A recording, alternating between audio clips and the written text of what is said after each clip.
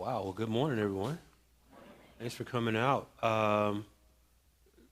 You guys may find this funny, but as much as I'm focused on the message that I want to deliver you guys today this morning, I was more focused on getting the pronunciation of pecan correct. So I'm originally from Atlanta. We say pecan there, so I just want to make sure I got that pronunciation correct. Because I figure if I get that wrong, they probably won't listen to another word I have to say. But thank you all. I want to say good morning also to those who may be listening and watching online. Thank you all for coming out this morning. We appreciate so much Trey's hospitality and inviting us out to the church at Pecan Creek.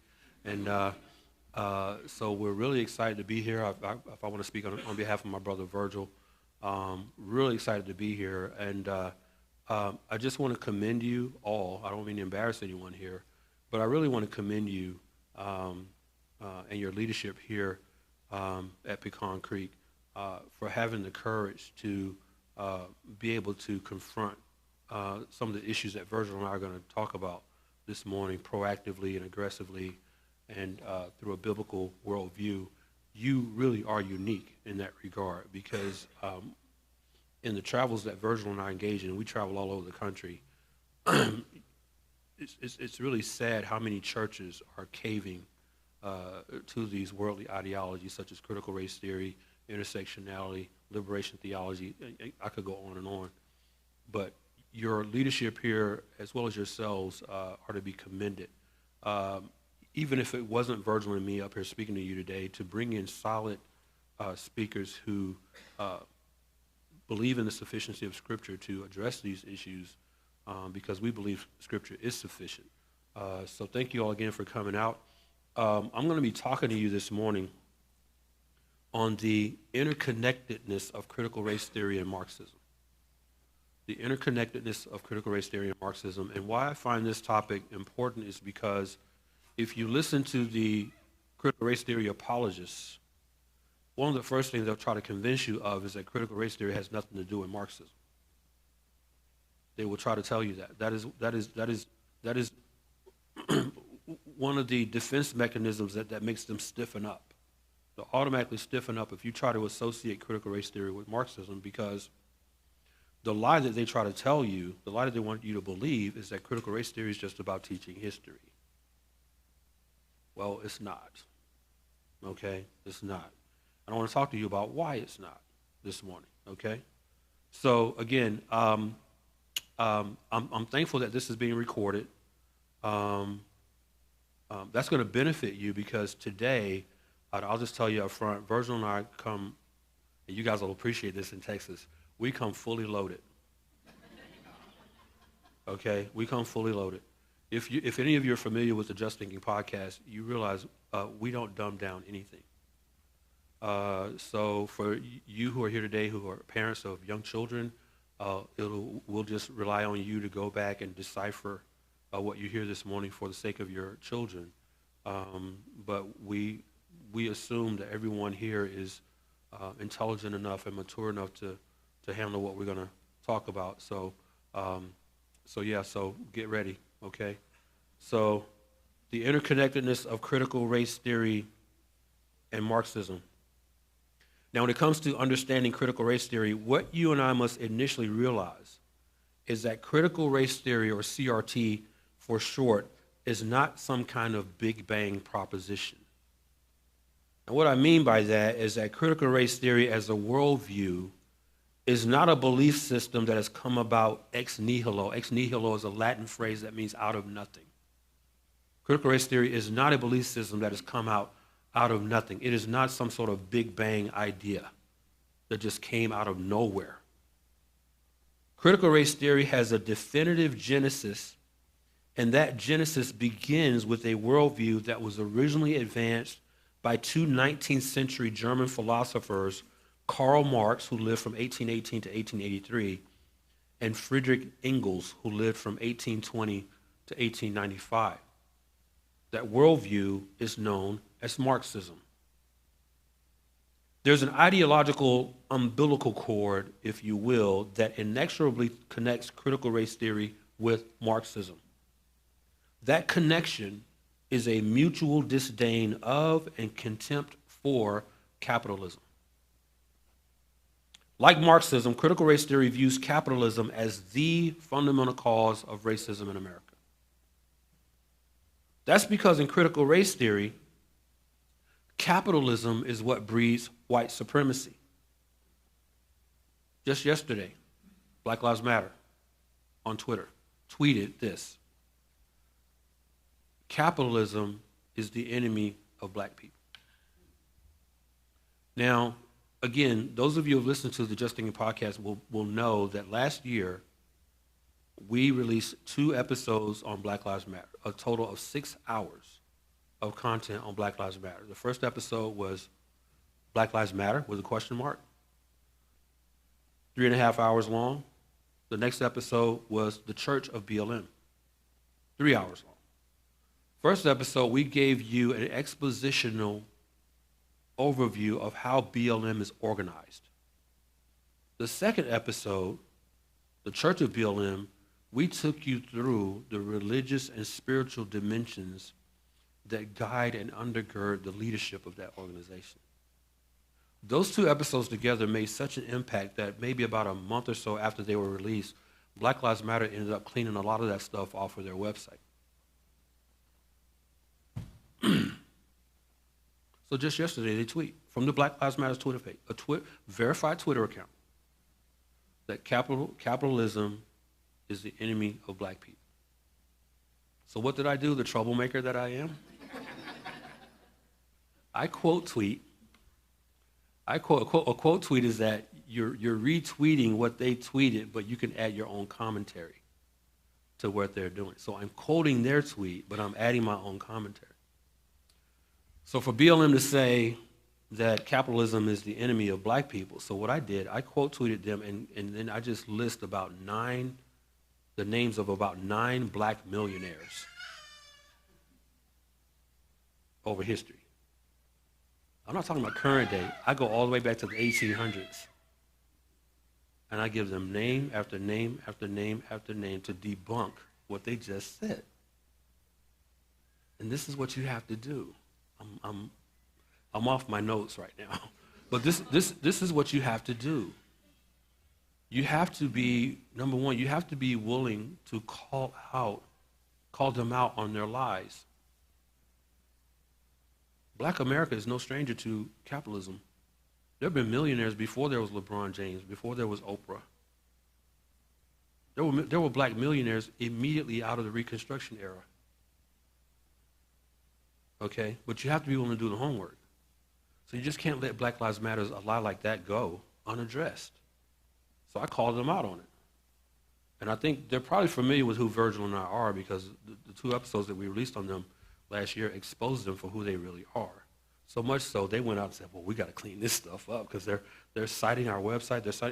They cleaned up, they whitewashed their whole website. You wouldn't recognize it now. So in critical race theory, capitalism is the enemy. Capitalism is fundamentally the enemy. In CRT, capitalism is what breeds white supremacy.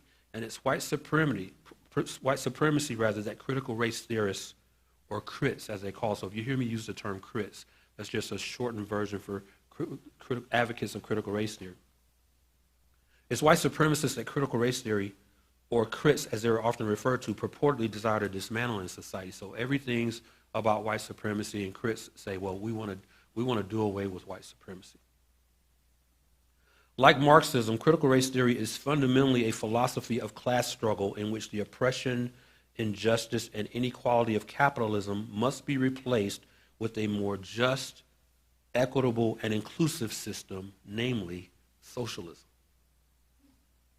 Marxist professor Dr. Epifano San Juan Jr. expresses that vision quite explicitly in a 2005 white paper published in the Michigan Journal of Race and Law titled From Race to Class Struggle, Reproblematizing Critical Race Theory, in which he states this, quoting Dr. Epifano San Juan Jr., quote, "A study of racist practices and institutions divorced from the underlying determinant structure of capital accumulation and class rule which allows such practices and institutions to exercise their naturalizing force. Let me pause right here. Now, don't blame me, but you're going to hear me quote a lot of Marxist socialist academicians. That what they say doesn't make sense isn't my fault. But this is what people like Dr. Epifanio San Juan do. The stuff they write is at such a high academic level. It's because it's not for people like me and you. It's not for the average person. It's for their peers, peers who share their worldview. So it's to help make their peers more robust as they try to impart their worldview onto the students that they teach. Okay? So what I'm quoting from Dr. Epifanio San Juan won't really make sense until I get to like the end of the quote. Then he starts speaking English. San Juan says, a study of racist practices and institutions divorced from the underlying determinant structure of capital accumulation and class rule. See, even in saying that, he's saying that capitalism is oppressive. Okay? So, and this is what you have to do, folks. You have to listen so closely to the vernacular that they use. Because if you're familiar with the wordings, the language that they use, you can decipher it. It's almost like a code that you have to decipher. So unless you know what Marxism is, and we'll talk about that more in a second, unless you know what Marxism is, then you would never understand why Dr. Epifanio San Juan associates capital accumulation with class rule. In his mind, the two go together. So that's what makes capitalism, by definition, oppressive in his mind. A study of racist practices and institutions divorced from the underlying determinant structure of capital accumulation and class rule, which allows such practices and institutions to exercise their naturalizing force, can only perpetuate an abstract metaphysics of race and a discourse of power that would reinforce the continuing reification or commodification of human relations in everyday life. Don't ask me what that means. Still quoting Dr. San Juan, we cannot multiply static determinations in an atomistic manner and at the same time acquire an intelligible totality of knowledge which we need for formulating strategies of radical social transformation. Now, whenever you hear that term radical social transformation, translate socialism. A first step in this project of renewing critical race theory is simple to state but difficult to execute. Here's the money quote right here. We must begin with the concept, he's saying, in order to renew or to re-problematize critical race theory in society, we must begin with the concept of class as an antagonistic relation between labor and capital, and then proceed to analyze or criticize how the determinant of race is played out historically in the class-conflicted structure of capitalism and its political/ideological processes of class rule. Now, unquote, by the way. Why was that the money quote? Because Dr. San Juan is saying here that in order to really leverage critical race theory towards the ends that we want, we have to leverage the Marxist concept of positing critical race theory as a struggle between classes, which is what Marxism fundamentally is pitting groups and classes of people against one another under the presupposition that capitalism is evil. Okay? So when he says here that we must proceed to analyze or criticize, understand that the word critical in critical race theory doesn't mean analytical. It does not mean to analyze. It means to criticize. That's what critical means in critical race theory. It means to criticize everything through a racial lens. Dr. San Juan is emphatic that in order for critical race theory to be successful toward radical social transformation. It must mirror the same ideological concept upon which Marxism is built, the concept of class as an antagonistic relation between labor and capital. It is that same ideological interconnectedness that is expressed in a June 15, 2020 article on the website Marxism.com titled USA, Black Struggle and the Socialist Revolution, which states, quote, "The struggle against racism and discrimination is of crucial importance for revolutionary Marxists. We fight at all times against all forms of oppression and discrimination. But we do this while fighting for maximum unity of the working class across lines of gender, race, ethnicity, and religion, always linking this to the struggle for the revolutionary socialist transformation of society." Now, who did you just hear use that same terminology as Dr. San Juan? Radical social transformation. Except in this quote, they say revolutionary socialist transformation of society. It's the same thing. There is no solution within the limits of capitalism. It is above all a class question. Same argument that Dr. San Juan just made. It's a class question. And as always, we start with our general program. Our task as Marxists is to raise class unity, consciousness, and confidence. This is the same lie that critics tell. That we want critical race, well, first of all, they went from, well, critical race theory is not being taught in the schools. Critical race theory is only being taught at in legal academies. Now they're admitting that critical race theory is being taught K through 12. But the goal of critical race theory is just to bring about confidence in our students. We just want them to have confidence in themselves and who they are. So this guy says, our task as Marxists is to raise class unity, consciousness, and confidence. We do not fight only for immediate gains, but also to raise the perspective and potential for plenty of jobs, healthcare, housing, and education for all under socialism. We do not merely seek a more fair division of capitalist scarcity. United class struggle is the only way forward.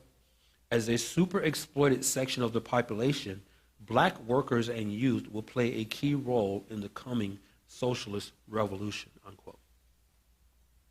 So they're saying the quiet part out loud. Again, that was from the website Marxism.com in an article titled USA, Black Struggle in the Socialist Revolution. Now, the statement, it is above all a class question, cannot be overemphasized because, like Marxism, critical race theory is fundamentally a philosophy of class struggle. Like Marxism, critical race theory views race, this is very important. If you don't remember a single syllable I say, remember this. Critical race theory, like Marxism, views race as a social construct. Race is social in critical race theory. Critical race theory does not see race as a fixed, immutable, and static reality that is grounded in biology or science, or for that matter, theology, such as we find in Acts chapter 17, verse 26, which in the New American Standard Translation reads, "And he, that is God, made from one man every nation of mankind to live on all the face of the earth, having determined their appointed times and the boundaries of their habitation." It's important to note that in that verse in Acts 17:26, the Greek noun nation, so what you read in God made from one man every nation, the Greek noun nation there is the Greek word ethnos, from which we get our English word ethnicity. Ethnicity. So the correct term is ethnicity, not race. Not race. We have one human race. The word is genus, type. We are all one type, comprised of various ethnicities. I'll talk more about that in my message this afternoon. Critical race theory does not see race as a fixed, immutable, and static reality. It is a social construct. And understanding that critical race theory views race as a social construct is critically important, because to understand that is to also understand why critical race theory, not unlike Marxism itself, emphasizes the deconstruction of social institutions and structures that purportedly oppress different classes of people, such as blacks, Now you've got this term Latinx with an X on the end, LGBTQA2S. Did you realize they've added the 2S to the end of that now? Has anyone seen that? LGBTQA2S. And the plus, but the 2S means two-spirited. Two-spirit people. People who identify as having two spirits. Immigrants, transgenders, and various other intersectional categories of people whose alleged oppression is rooted solely in the greed and avarice of white supremacist capitalists. So when you understand the critical race theorists, they define race as a social construct. That's why race to them can mean anything. It can mean anything. Now, I just use one verse of Scripture to establish to you that the proper biblical hermeneutic is ethnicity. It's not race. But critical race theorists they define their paradigm of race, in addition to being unbiblical, is totally changeable. It can mean one thing today, it can mean one thing tomorrow, another thing tomorrow. But it's social in that they see everything in society through a racial lens. That's why you hear so much about equity and equality. Because it's about outcomes. It's about outcomes. Viewing race as a fixed, objective, and immutable reality as opposed to a mutable, subjective, and societal reality doesn't get critical race theorists the eschatological world that they envision. This is why I say critical race theory is a worldview. They're after something. Critical race theorists want to change the world. This is why it's important to understand that the article that I quoted from Dr. Epifiano San Juan Jr. was titled Reproblematizing Critical Race Theory. So what he's saying there is that we need to find another way to use critical race theory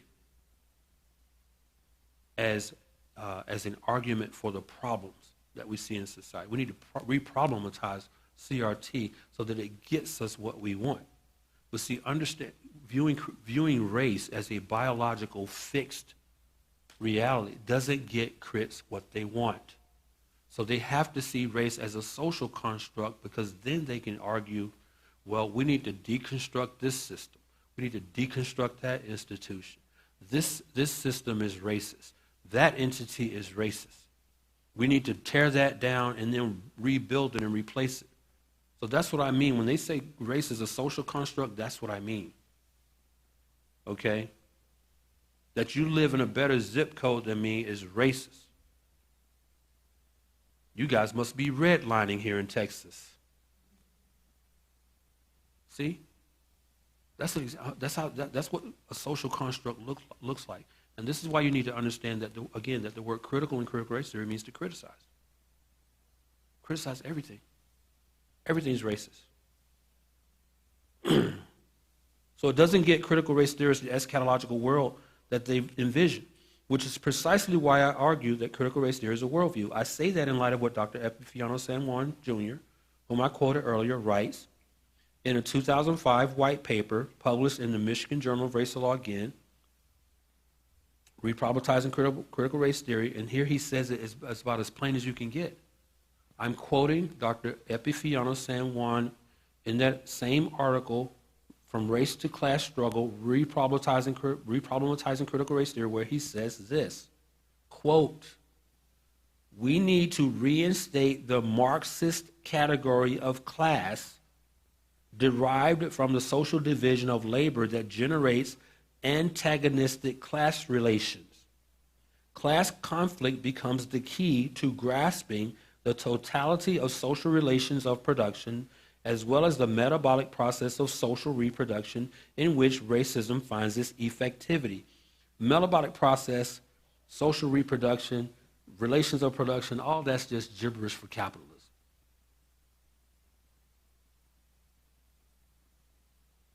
He continues, "This will help us clarify the changing modes of racist practices, especially in the global market operations," again, just code for capitalism, where immigrant female labor plays a decisive role. I use the example of Filipino domestics as a global social class, again, creating a class of people. I use the example of Filipino domestics as a global social class actualized in its specific historical particularity as gendered, neo-colonized subjects of capital accumulation. Again, capitalism is oppressive. He uses Filipina female domestic workers to create a social class. He just creates one. And then he blames capitalism. He appends to capitalism all these adjectives, gendered, neo-colonized, and says that these Filipino domestics are subjects of capital accumulation. He closes with this: critical race theory can be renewed by adopting class struggle as the means of resolving racial injustice through, here's a phrase again, radical structural transformation, unquote. So here you have Dr. San Juan, again, saying the quiet part out loud. We need to reinstate the Marxist category of class. And that's exactly what critical race theory has done. Critical race theory is all about class and putting people in the different groups. This is why critical race theory is intersectional also. So you may see CRT, you may see CRT/I. It's intersectional. And this is why you have the plus. There's all kind of characters and special characters being added to this string of letters. And when you see that, what you have to understand, they're not just adding letters, they're creating classes of people. And they're pitting these classes against one another. They're pitting these classes of people against one another. This is what makes critical race theory analogous to Marxism, because Marxism is fundamentally, the cornerstone of Marxism is classism. It's classism rooted in a total rejection of capitalism. This is why Black Lives Matter could say what they did in that tweet. We quoted the three founders of Black Lives Matter. We quoted them in their own words, confessing that they are trained Marxists, quote unquote, trained Marxists. They said that with in their own words. BLM is a Marxist organization. Objectively Marxist. Don't take my word for it. Do your own research. So you have to note in the quote that I just read you from Dr. San Juan that such phrases as antagonistic class relations, class conflict, and radical structural transformation is classic Marxist vernacular and accurately captures the teleology of critical race theory, which is to pit various classes of people against one another, particularly with regard to any socioeconomic distinctions that may exist between them for the sole purpose of fostering antagonistic class relations toward the ultimate goal of radical structural transformation, which I said earlier is just code for socialism. That goal is precisely why statistics, particularly certain socio-ethnic economic data, are such a valuable weapon for crits. Crits subjectively use statistics as a means to promote the narrative that any socioeconomic differences that may exist between blacks and whites in America are actually disparities that are the direct result of inequities brought about in society by an oppressive capitalistic system that is grounded in white hegemony. A prime example of that kind of subjective narratology can be found in a book which perhaps some of you have read, titled Divided by Faith, co-authored by Michael O. Emerson and Christian Smith, that was originally published more than 20 years ago. But I want you to understand something. I said a few minutes ago how important it is to pay attention to the language. With all due respect to Emerson and Smith, to view something as a disparity, which in reality is simply a difference or distinction, presupposes the existence of a universal standard of equality in which every person in society has the same amount of stuff. And that to not be able to acquire more of that stuff is to lay the blame at a systemically discriminatory policy or practice that adversely affects and impacts every person in precisely the same way. And we know that that doesn't happen.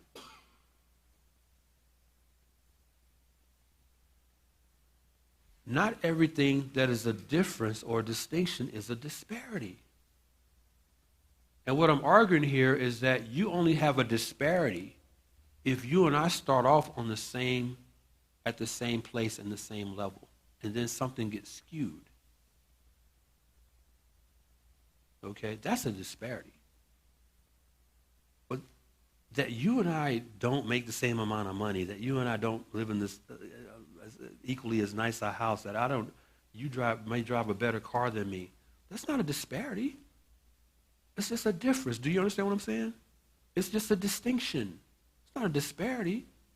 But critical race theorists will argue that all of those variances, if you will, are disparities caused by an oppressive, white supremacist, capitalist system. Which is why critics can just blast out white supremacy, white supremacy, white supremacy, white supremacy. It's everywhere. It's everywhere. And they don't have to prove it. Okay? So just understand that not every difference is a disparity. It's just a difference. It's just a distinction. The idea of socioeconomic equality, particularly as that concept is framed within a Marxian paradigm of what equality is and should look like, is precisely, I have to quote him again, Dr. Epifano San Juan Jr. could say the following in an article he wrote titled, "The Limits of Post-Colonial Criticism," subtitled, "The Discourse of Edward Said," where Dr. San Juan said this. Listen closely to this. Talk about something that doesn't make sense. Listen to this. Quote, "Capital ethnicizes people to promote labor segmentation, hybridity, and other differential phenomena result," unquote. So, this is why everyone in this room who is white is a white supremacist. Because you're a capitalist, and because capitalism ethnicizes people, according to Dr. San Juan, your being a capitalist is what makes you a white supremacist.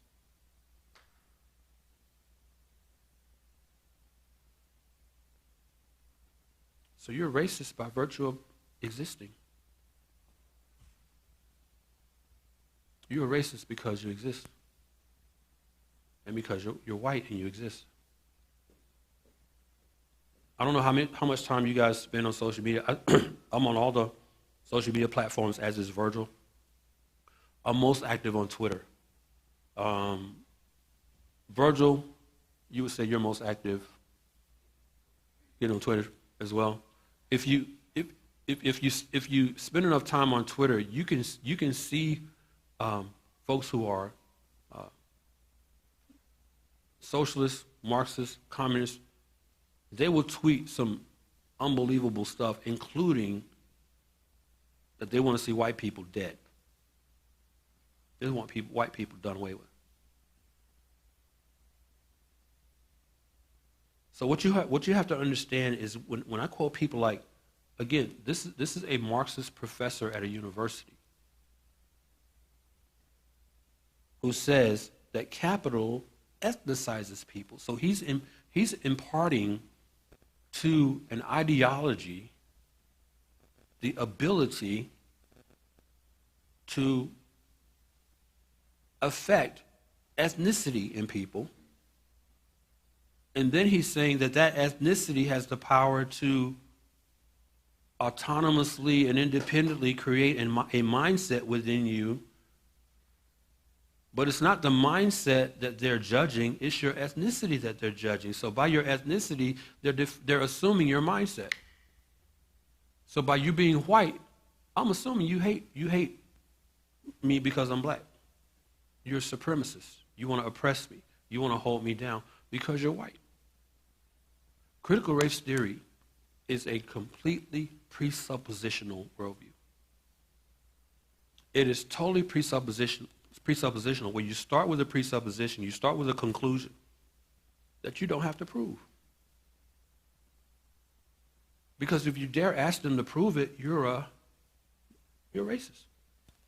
or worse, you're a supremacist. So critical race theory is totally presuppositional. You don't have to prove a thing.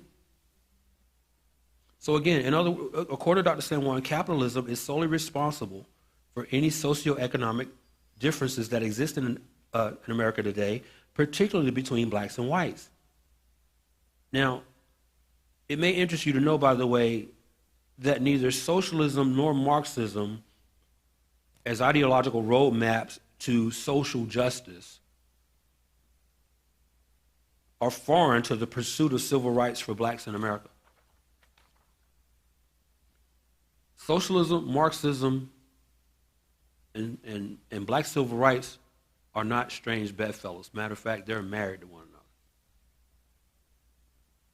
For example, in a speech delivered to a group of striking railroad workers on July 22, 1877, a black socialist by the name of Peter Humphreys Clark, who at that time was principal of what was called the Colored High School in Cincinnati, Ohio.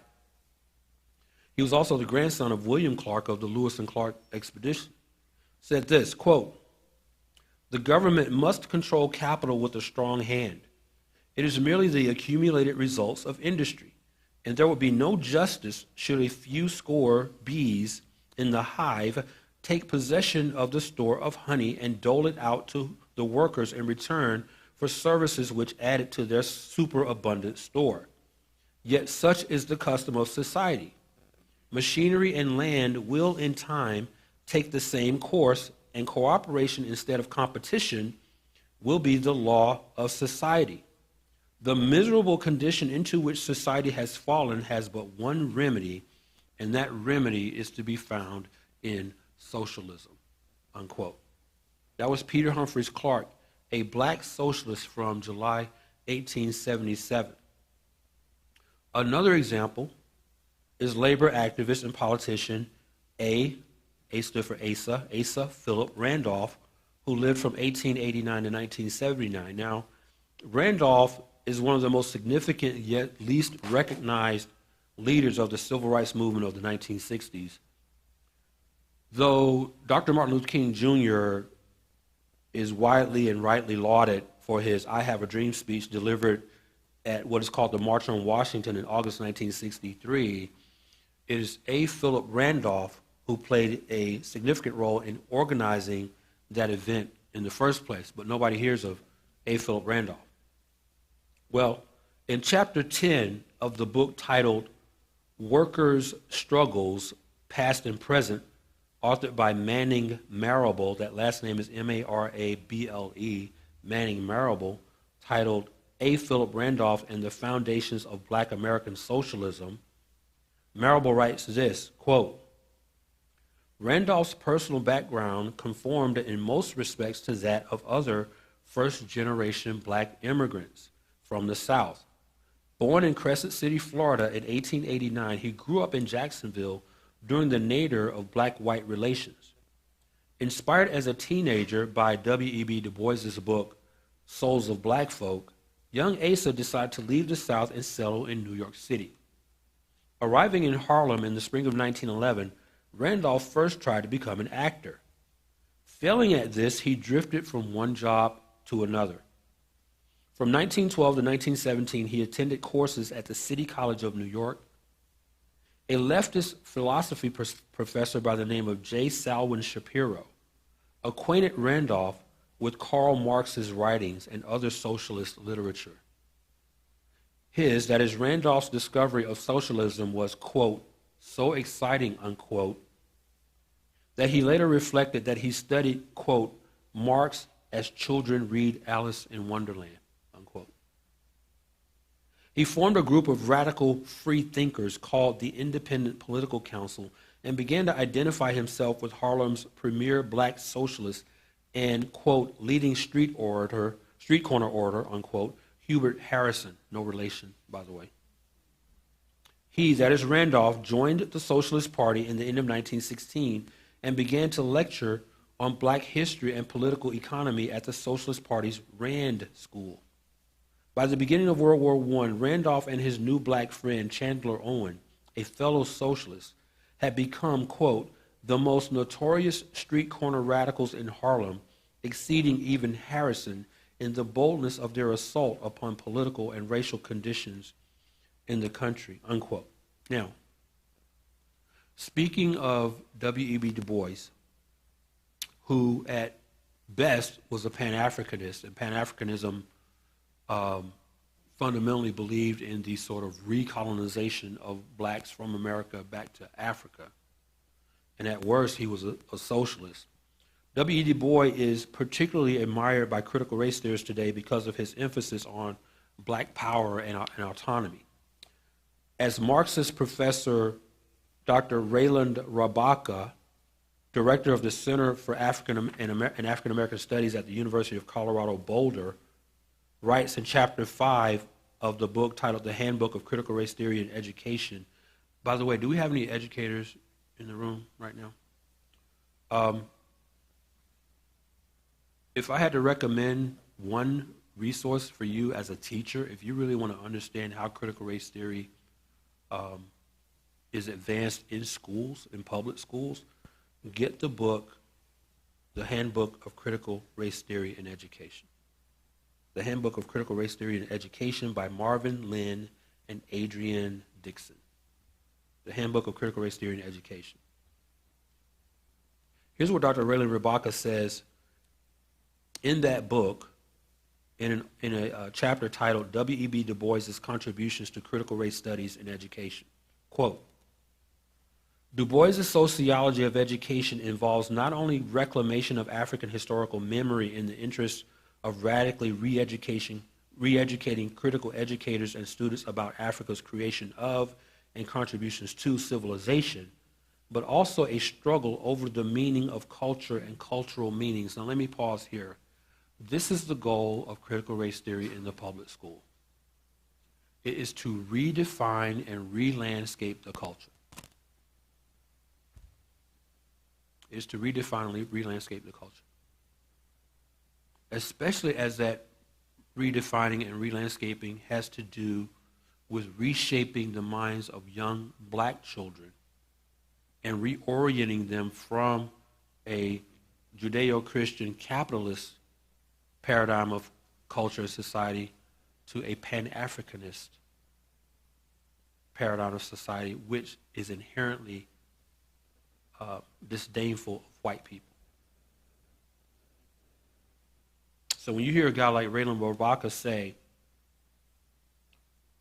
he affirms Du Bois' sociology because it has to do with radically re-educating critical educators and students about Africa's creation of and contributions to civilization, but also a struggle over the meaning of culture and cultural meanings.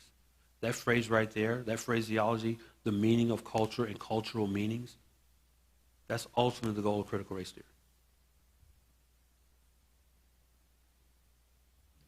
Continuing to quote Dr. Raylan Rabaka, in order to resist the imperialist impulse, that's more code for capitalism, in order to resist, and by the way, only a Marxist would use the word imperialist.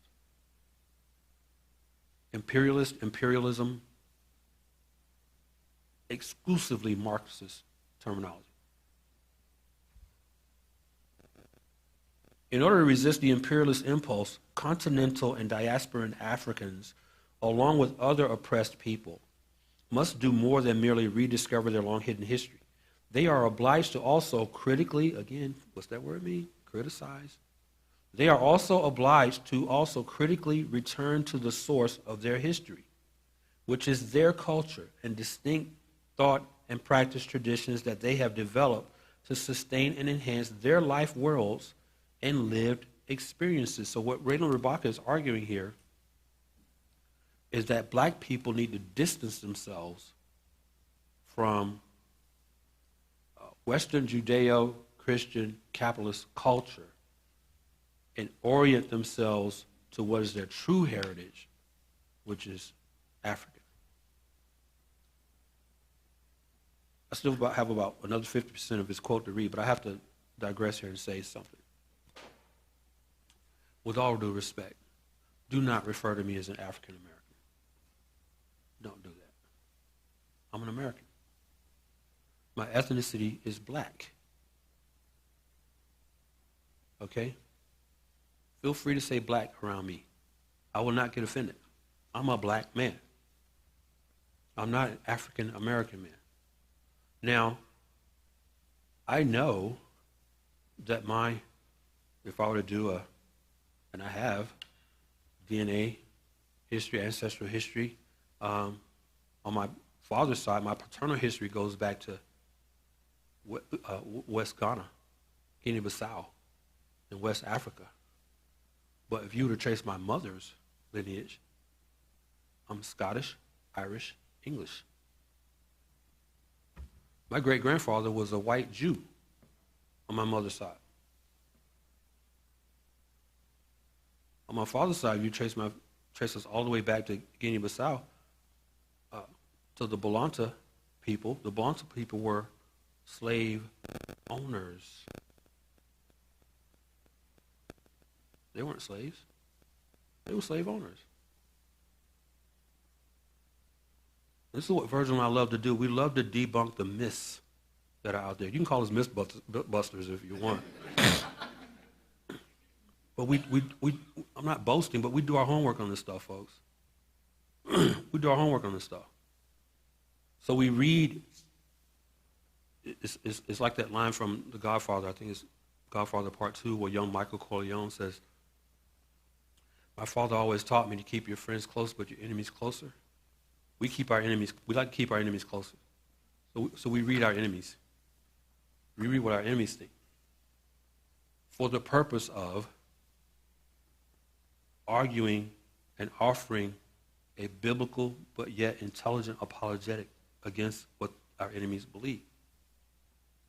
This is why I'm quoting these people to you, so you can hear for yourselves what they believe. If you don't know what they believe, how are you going to know how to respond? This is a battle of worldviews, folks. This is well beyond politics. This is well beyond ideology.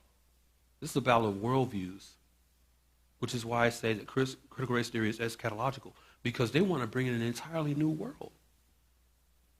Eschaton, the Greek word eschaton, which is where eschatology comes from, it's not just about the end of something. It's about ending one thing and beginning something else. So Rayla Rabaka goes on. He says capitalism and racism, and you see how he associates the two.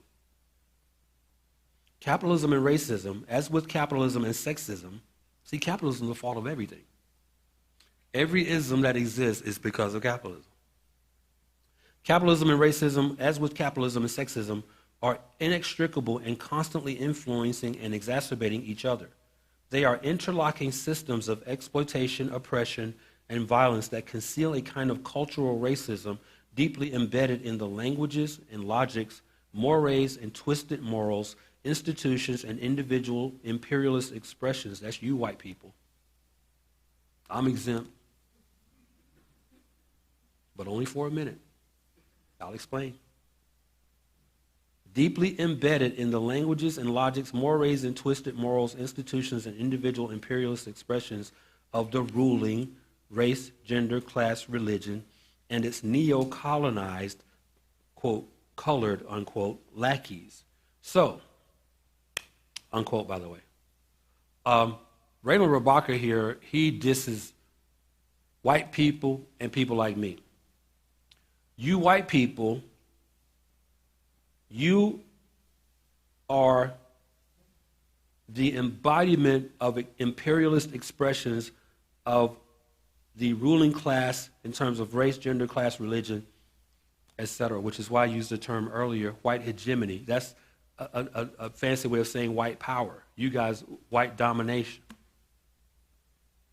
But he attacks people like me and Virgil because he says we ride along with you white supremacists, so he refers to us as neo-colonized colored lackeys. That's an ethnic pejorative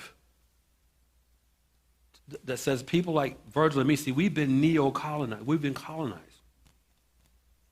So I've totally lost sight of my African roots, you see. And remember, he's saying that the goal here is to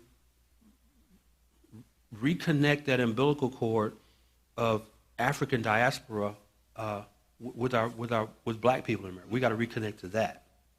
That's truly who we are. That's truly who I am. So he's lumping me and Virgil, people like me and Virgil, in with you white imperialist supremacists because we're just carrying your water. So when you hear the term neo-colonized colored lackeys, that's not a compliment.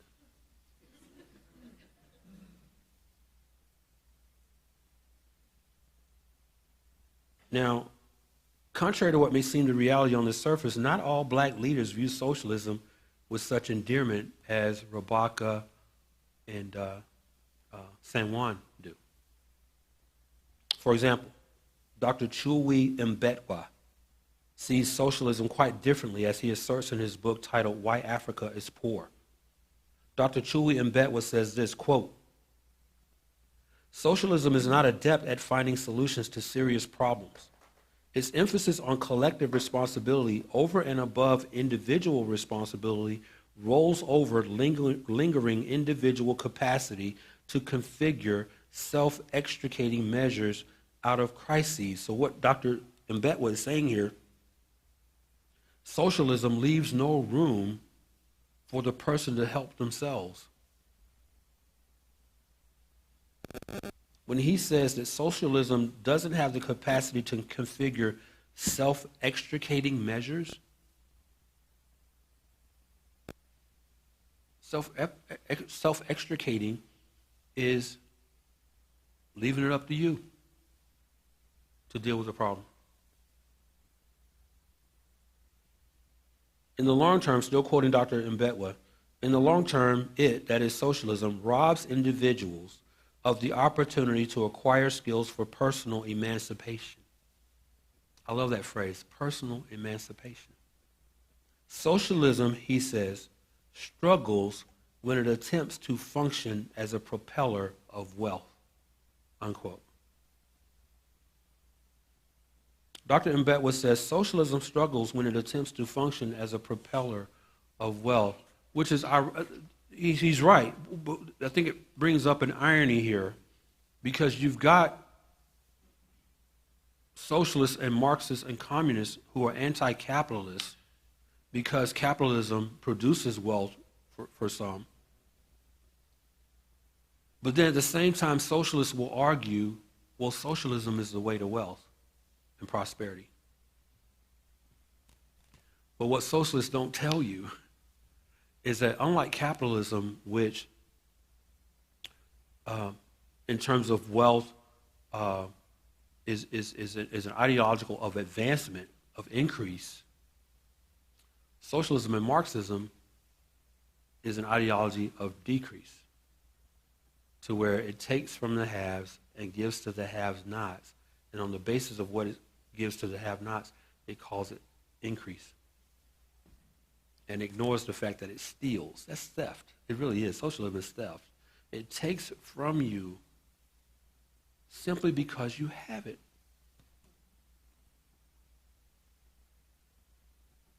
That's egregiously unbiblical. The commandment, thou shalt not steal, inherently recognizes the principle of private property. Meaning, what's yours is not mine. Me calling what's yours mine doesn't make it mine. It's still theft. Now, I've spoken to this point about the ideological connections between critical race theory and Marxism, but there's a chronological connection as well, which I alluded to earlier, and that chronology begins with what is known as critical theory, or CT. So I'm going to take you now through a timeline of how we got to CRT. How did CRT get here? Critical race theory, critical theory, CT, provides a specific interpretation of Marxist philosophy with regards to a critique of mass culture. Also known as the Frankfurt School, critical theory is a philosophical and sociological movement spread across many universities around the world. It was originally located at the Institute for Social Research. Now, the proper name of, you may have heard the term Frankfurt School before, but the proper name of it is critical theory. Critical theory. It was taught at the Institute for Social Research at the Goethe University in Frankfurt, Germany, which is why it's sort of shorthanded, referred to as the Frankfurt School. The institute was founded in 1923 by a wealthy Jewish German Argentine by the name of Felix Weil, W-E-I-L, with the aim of developing Marxist studies in Germany. So the whole purpose of critical theory, the Frankfurt School, was to advance Marxism throughout Germany. But a little hiccup called the Nazis arrived and shut the Institute for Social Research down.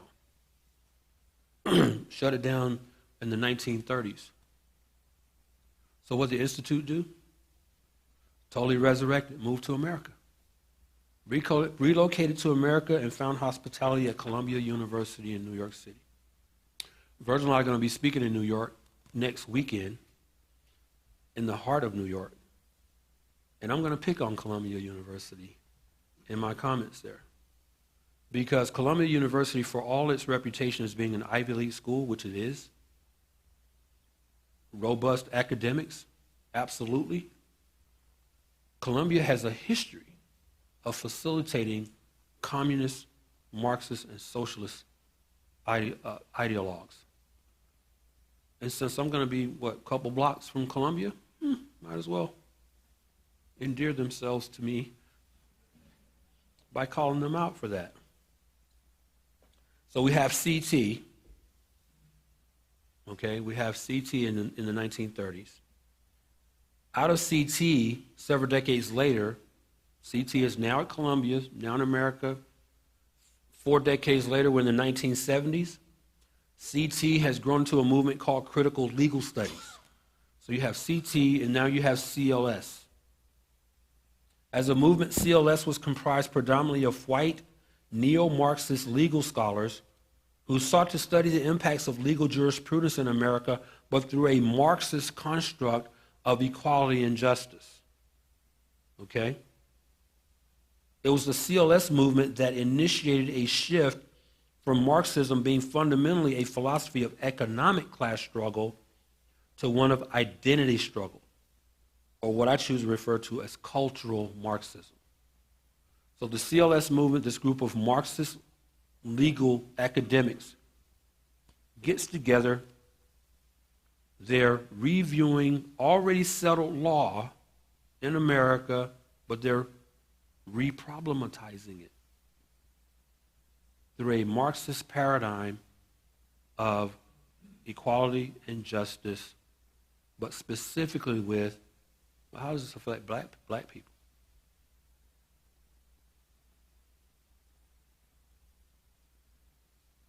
So from the CLS movement, in the 1970s arose what is known today as critical race theory.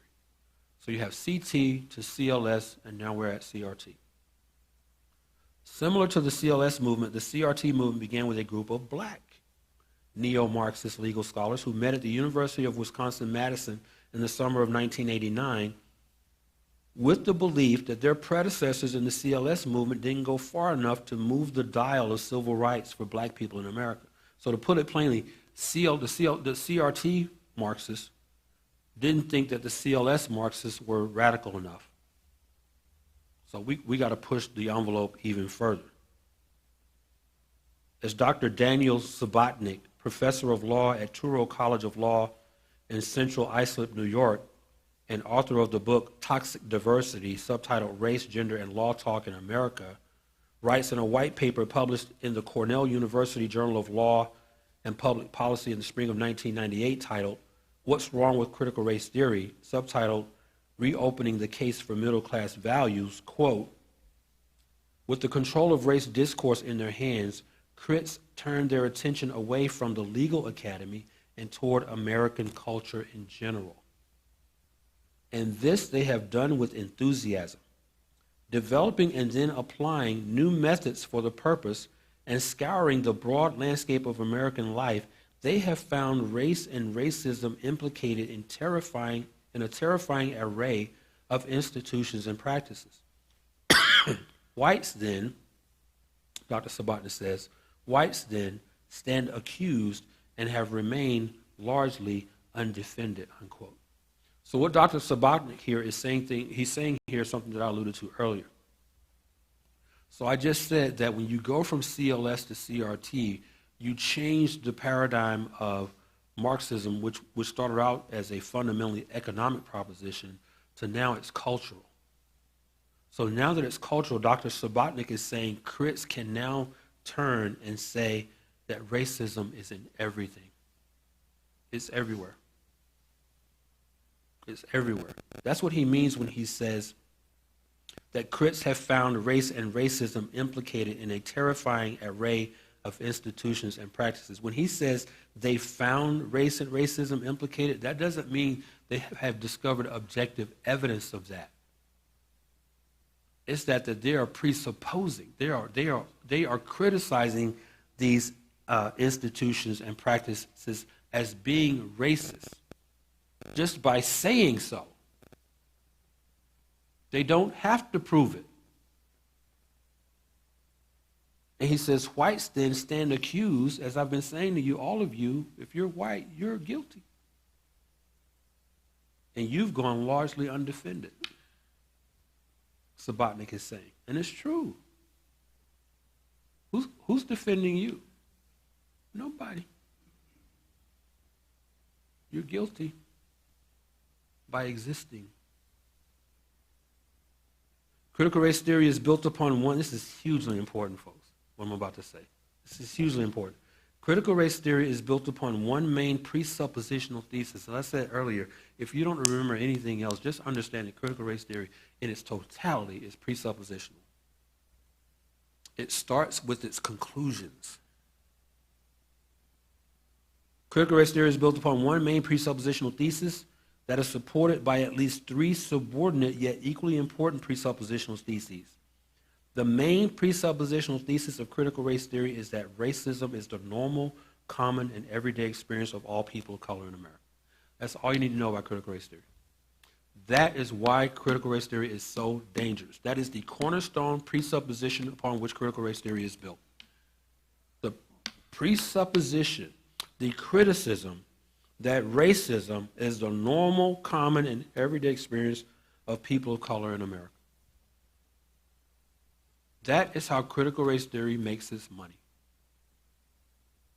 That's why people like Ibram X. Kendi can charge $20,000 per appearance to go speak in liberal churches, liberal educational institutions. This is why he can write books and sell millions of copies. Because people accept the presuppositions that he's offering. So that is the foundational presupposition upon which critical race theory rests. The presupposition that racism is the normal experience of all people of color in America. That is all you need to know about critical race theory, notwithstanding everything else that it entails. It is fundamentally built on that one presupposition. Now, there are at least three subordinate presuppositions that I'm going to cover here in a second. But listen to this as it relates to that main presupposition. Listen to this from the UCLA School of Public Affairs and Critical Race Studies on their website. Quote, this is UCLA spelling out that main presupposition. Quote, CRT recognizes that racism is ingrained in the fabric and system of the American society. The individual, I have to shake my head every time I read this because it's so stupid, this next sentence. The individual racist need not exist to note that institutional racism is pervasive in the dominant culture. Exactly. Somebody said, what? So the first sentence argues the presupposition. First sentence, quoting again. CRT recognizes that racism is ingrained in the fabric and system of the American society. Presupposition, so they sign off on the fundamental presupposition of CRT. Then they follow that up But the individual races need not exist to note that the institutional racism is pervasive in dominant culture. So my question is, how does institutional racism exist if there are no individual races? This is why I started the message by saying CRT is not Big Bang Theory, guys. But they're arguing as if it is. Poof, society's just racist, just poof. But the individual races need not exist. So, see, this is where theology comes in. Because you can't have I'll just use the word racism. I hate that word, but I'll use it for the sake of conversation. You can't have racism, you can't have the ism without dealing with the heart. You can't. It's impossible. So this is why all of us who profess to follow Christ, we must be theologians as we argue against this worldview. They're saying racism is ingrained in the fabric and system of American society, but that they're also saying that individual races need not exist. See, what Virgil and I do, and we would encourage you to do the same thing. It's not easy, but we encourage you to do the same thing. You must use, I want to talk about this later this afternoon when I'm in my second message. You must learn to use biblical vernacular against these worldly ideologies. You must reject the word racism. You must reject it. Biblical is nonsensical. Biblical, what the world calls racism, the Bible simply calls hate.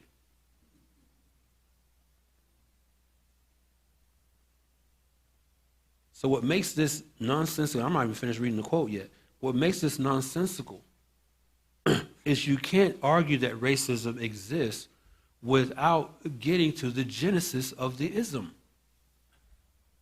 You define it, and then you root cause it. But they don't do that here. They just accept the presupposition. Racism is ingrained in the fabric and system of American society, but the individual races need not exist. Well, the Bible argues against that, that nonsense. 1 John chapter 2. If anyone hates his brother, he's a murderer. So matter of fact, if you hate your brother, Scripture says you're worse than a racist. You're a murderer. So you have, again, I have to reiterate this. You must be able to decipher the language that they use. Because it doesn't make sense. It doesn't make sense. To finish up with this quote from the UCLA School of Public Affairs and Critical Race Studies. Individual races need not exist to note that institutional racism is pervasive in the dominant culture. This is the analytical lens that CRT uses in examining existing power structures. Number one, that's a lie. Critical race theory doesn't analyze anything. If you're going to assert that critical race theory analyzes anything, what you're doing is implying that analysis, that number one, if it is analysis, that is subjective. I have a background in statistics. In statistics, 2 plus 2 does not equal 5. The reason I was able to fly here today, the reason Virgil was able to fly here today is because 2 plus 2 equals 4.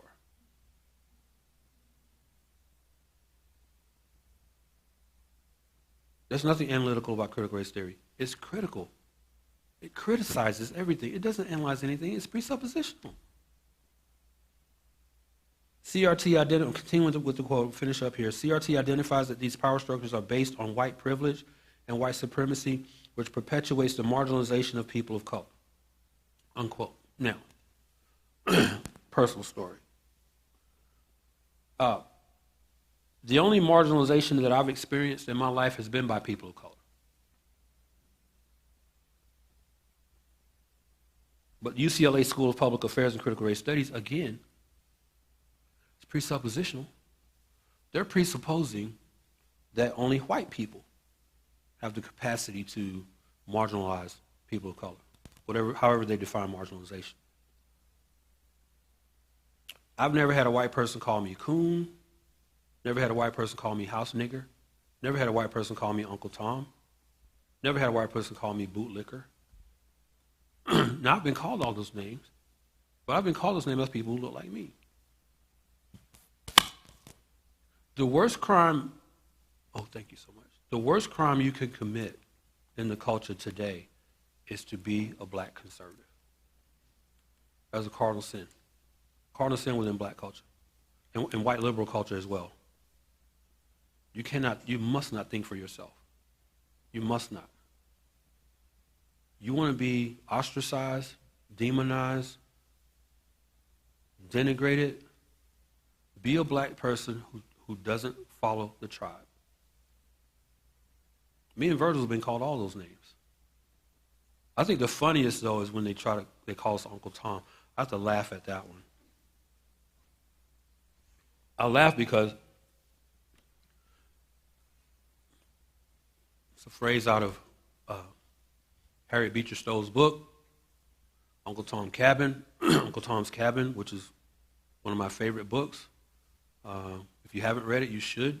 2 books that ought to be in every American's library is Uncle Tom's Cabin and Booker T. Washington's Up From Slavery. If you haven't read those 2 books, and then if you have children, if you've not read those books to your children, shame on you.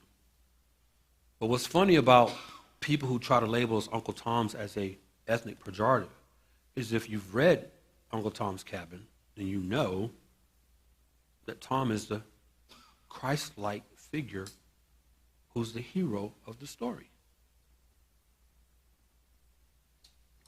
So people who label us Uncle Tom, if it's done in person, which is rare, but it's been done. If someone approaches me and accuses me of being Uncle Tom in person, first thing I ask them 2 questions. Number 1, can you read?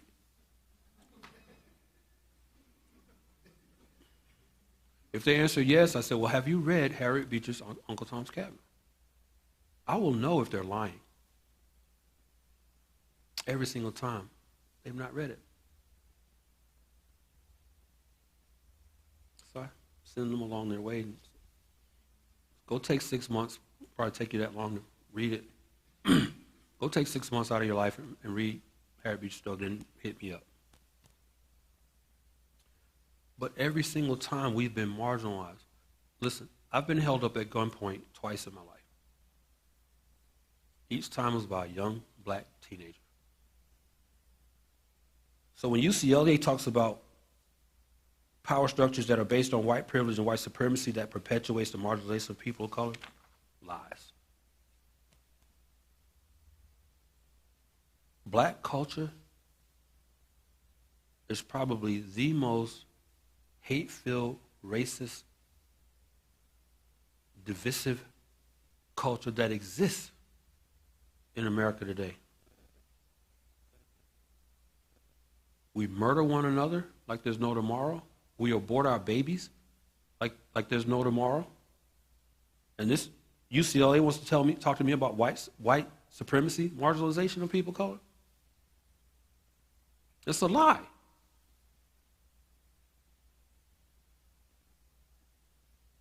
So that's the main presuppositional thesis of critical race theory.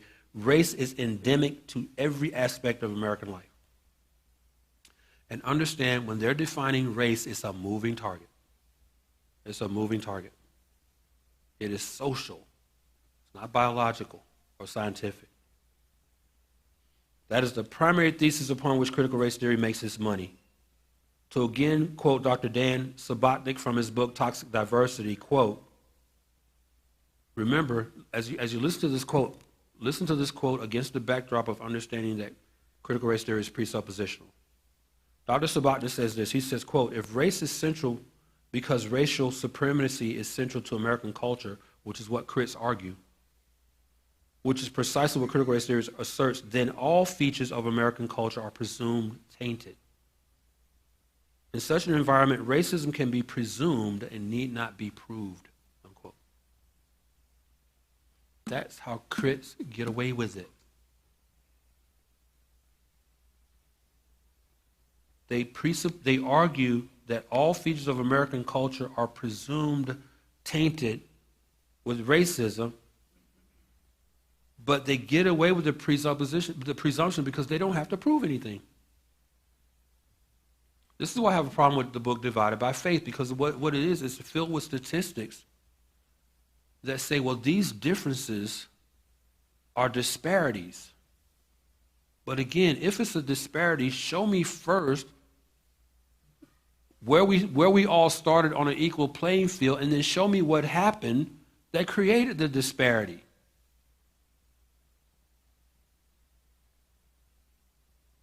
That's why I have a problem with that book. And that book sold millions of copies.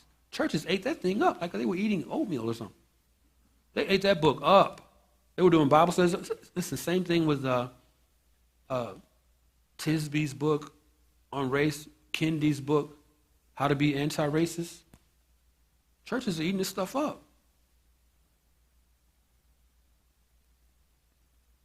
But see, this is why you as a white person, this is why you have it hard.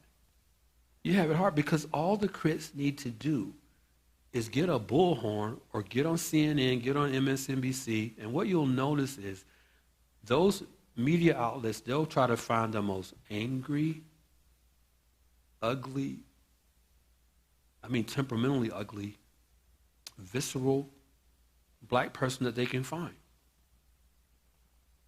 to come on and speak on behalf of people like us. The afro has become the new symbol of subject matter expertise.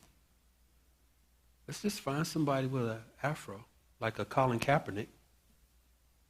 You notice how when Colin went through his woke transformation, first thing he did was poof. Then he went, this ain't new, folks. It's like Ecclesiastes said, there's nothing new under the sun. Nothing new under the sun. This is the same symbolism of James Cone in the 1970s and the Black Power movement.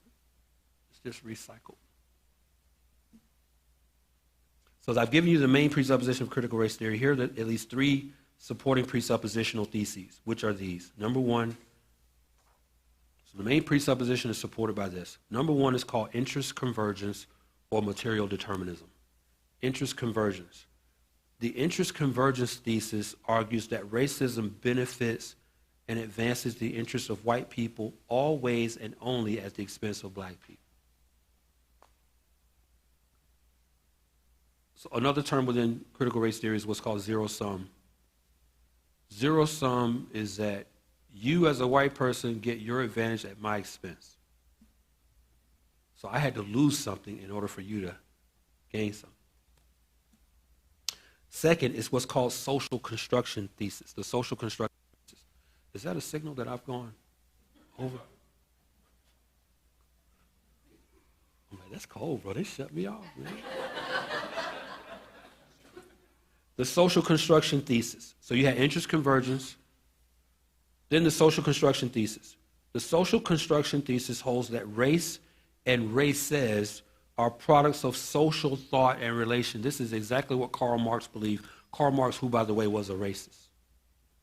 He was a Jew who hated Jews. Karl Marx hated Jews, he hated blacks, he hated Asians.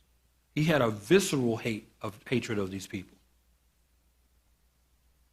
Social construction thesis says that races and races are products of social thought and relation, not fixed biological or scientific realities. Okay? That's why the goalposts are always moving. That's why everything is racist. Because it's a societal definition. Everything is racist.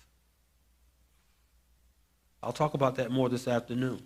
Thirdly, the voice of color thesis. So you got interest convergence, social construction, and then voice of color, or VOC. Voice of color thesis holds that ethnic minorities are better suited to talk about systemic oppression and marginalization. Okay? In other words, if you're white, you don't have the right to say anything because you're the problem to begin with. So you just need to just shut up and listen.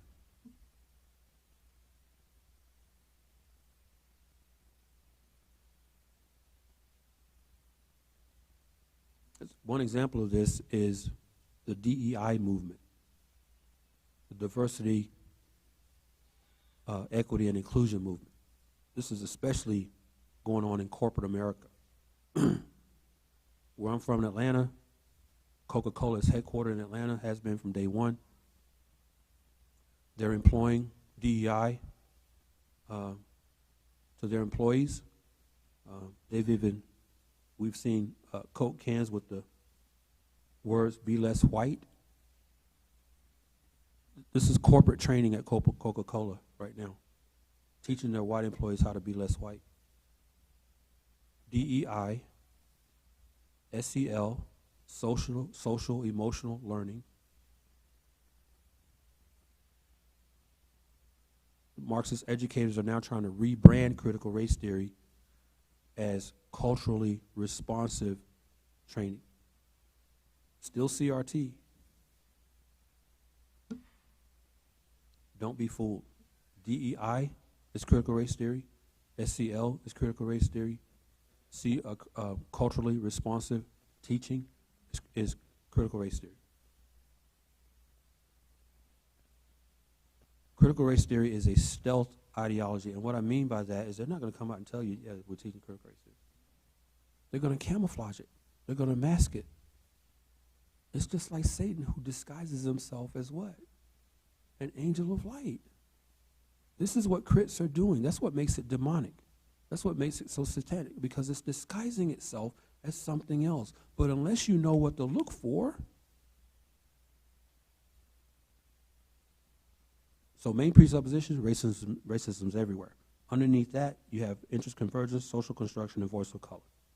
Richard Delgado and Gene Stefancic, two of today's most influential critical race theorists, acknowledge that, quote, critical race theory builds on the insights of two previous movements, critical legal studies and radical feminism. That ought to tell you all you need to know right there. To both of which it owes a large debt. It also draws from certain European philosophers and theorists such as Antonio Gramsci, Michel Foucault, and Jacques Derrida, unquote. But in saying that, in saying all that, what Delgado and Stefancic don't tell you is that all three of those men were Marxists. They're crediting three Marxists. Antonio Gramsci, Michel Foucault, and Jacques Derrida. Delgado and Stefancic described them as European philosophers and theorists. But Gramsci, Foucault, and Derrida were Marxists. In fact, Antonio Gramsci is widely regarded today as the godfather of cultural Marxism. In the book The Devil and Karl Marx, Dr. Paul Kengor, professor of political science at Grove City College in Grove City, Pennsylvania, makes the following assessment of today's culture against the backdrop of Marxism in the chapter titled Fundamental Transformation. Where have we heard that phrase before? In that chapter, Kengor writes this, quote, please listen closely, especially those of you who are educators. Quote, in a crucial respect, classical Marxism and cultural Marxism will always bear an essential, enduring commonality, one that explains a lot about today's modern left. Both classical Marxists and cultural Marxists see history as a series of struggles that divide the world into hostile/antagonistic groups of oppressors and the oppressed. Both seek out victim groups as the anointed group that will also serve as society's redeemer group. The victim group becomes the agent for emancipation in ushering in the new and better world. See, I said it was eschatological. The Marxists must always then be on the search for the newest victim class, which in turn must always be made aware of its victimization. Its consciousness must be raised. In classical Marxism, this was simple. The victim group was identified by class economics. It was the proletariat. It was the factory worker. In cultural Marxism, this has not been so simple because the culture is always changing. the victim group is constantly being searched for anew by the cultural Marxists. They are looking less for factory workers than cultural workers. Forget the factory floor. That project failed long ago. The new recruiting ground is the classroom floor. That project, the classroom floor, the campus, the university, the schools. That is where the cultural workers who can usher in the fundamental transformation are being sought and are being found. These modern cultural revolutionaries are succeeding magnificently in redefining everything from marriage and family to sexuality and gender. This is where today's Marxists in America and the West are toiling hard. They are working diligently on the cultural front. That is where they are confident that they can finally take down the West and its Judeo-Christian bedrock that Marx and a long line of disciples looked to smash, unquote. Critical race theory is unbiblical for at least the following 5 reasons. 1, it categorizes image bearers of God into groups for the purpose of causing division and antagonistic class struggle.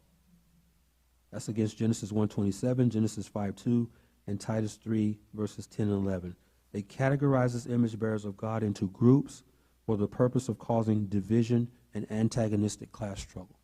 Reason number 2, critical race theory imparts sinful motives to certain of God's image bearers solely on the basis of the color of their skin. That's Acts 17:26. It imparts sinful motives to certain of God's image bearers solely on the basis of the color of their skin. Number 3, critical race theory transfers the guilt of presumed sins of those from past generations to those of present generations. It's what I call sin by proxy. So if you're white, sitting here today, you're guilty by proxy of the presumed sins of your ancestors that your ancestors committed against people who look like me. That's sin by proxy. Reason number 4, critical race theory is rooted in the sin of ethnic partiality. That's a violation of James chapter 2, verse 9. It's rooted in the sin of ethnic partiality. And number 5, critical race theory promotes materialistic covetousness and envy under the false pretense of justice and equity. That's Exodus 20:17, Ezekiel 18:20, John 6:27, and 1 John 2, verses 9 through 11. Now, there is much more about critical race theory that I wanted to share with you today, but in the interest of time, I must close here. But as I close, I want to share with you this account from the book Jesus in Beijing by Dr. David Aikman, which I believe provides some much-needed context in light of what I've shared with you today in terms of the influence of Marxism on critical race theory and its disdain for capitalism. David Aikman writes in his book, Jesus in Beijing, the 18 American tourists visiting China weren't expecting much from the evening's scheduled lecture. They were already exhausted from a day of touring Beijing, but what the speaker had to say astonished them. He said, quote, "One of the things we were asked to look into was what accounted for the success, in fact, the preeminence of the West all over the world. We studied everything we could from the historical, political, economic, and cultural perspective. At first, we thought it was because you had more powerful guns than we had. Then we thought it was because you had the best political system. Next, we focused on your economic system. But in the past 20 years, we have realized that the heart of your culture is your religion, Christianity. That is why the West has been so powerful. The Christian moral foundation of social and cultural life was what made possible the emergence of capitalism and then the successful transition to democratic politics. We don't have any doubt about this." Unquote. So, to wrap up, is critical race theory compatible with Christianity? Let me answer that question by reading to you a passage from an article titled Christianity or Critical Theory, by Dr. Eric B. Watson, senior pastor of Harvest Orthodox Presbyterian Church in San Marcos, California. This article is published, by the way, in the October 2021 issue of Table Talk magazine, if you can get your hands on that. October 2021 issue of Table Talk magazine, published by Ligonier Ministries.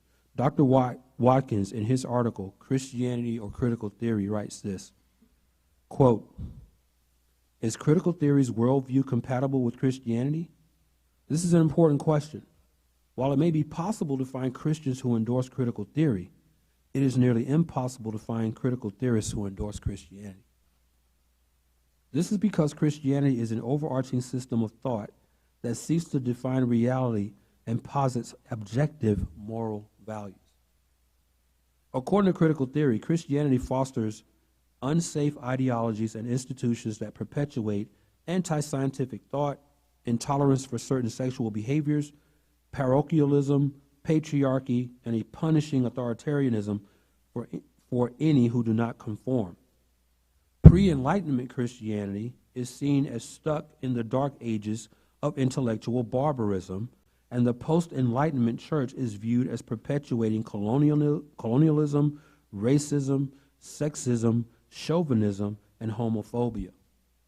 Critical theory is critical of virtually all worldviews, including Christianity. Its goal is human autonomy from any objective authority whatsoever." Unquote. So contrary to what many Marxist critics and black liberation theologians would have you believe, critical race theory is not merely some innocuous, innocent way of promoting anti-racism or of teaching people about the history of racism in America or of understanding how the power dynamics of white supremacy have operated in this nation. To prove that point, let me close with this. I'm going to quote to you right now a comment made by Teresa Montano. Teresa Montano is an educator with the group Liberated Ethnic Studies. It's an organization called Liberated Ethnic Studies. To prove my point that critical race theory is not some innocuous, innocent way of teaching history, listen to this. I'm quoting Teresa Montano from the group Liberated Ethnic Studies, who says, quote, "Ethnic studies is more than pedagogy and content. Ethnic studies is about creating change in the community. And what you will see in the lessons that follow are how classroom teachers begin to use critical race theory connected to ethnic studies in a way to empower and to create social justice activists out of our students." Unquote.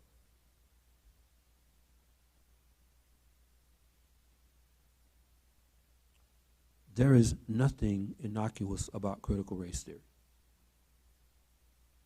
Critical race theory is an all-encompassing worldview, one that is steeped in cultural Marxism and that shares the same teleological ends as that which I quoted earlier from Dr. Paul Kengor, namely the takedown of the West and its Judeo-Christian bedrock.